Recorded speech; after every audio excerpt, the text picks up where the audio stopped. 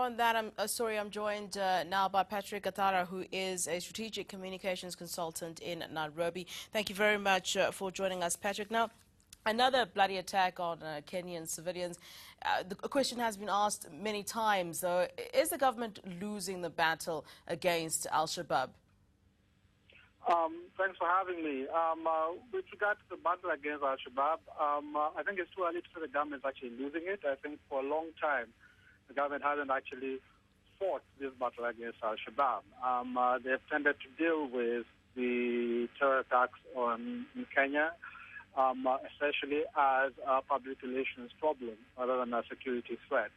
So it's good for today to see them actually begin to take some action against some of the officials who have been essentially seen to be incompetent in dealing with this. But this is not enough. They really need to go back and examine our security strategy and come up with a proper national security policy and actually implement it. Well, a two-pronged question. How significant is the appointment of former Major General Joseph Nkaissery as the new interior minister? And was the president correct in removing the former interior minister? I didn't get the first part of the question. Could you repeat it, please? Well, firstly, the significance really of the appointment of former Major General Joseph Nkaissery as the new interior minister, and whether or not the president was correct in removing the former interior minister, in your view. Well, I think he was correct in removing the former interior minister, Joseph Nkaissery. With regard to the new appointment, there are a few worries that I have. It fits into a trend where our security services seem to be led by people who are either serving military officers or former military officers, and it points to a militarization of our security strategy. Now, that has not in the past served us too well.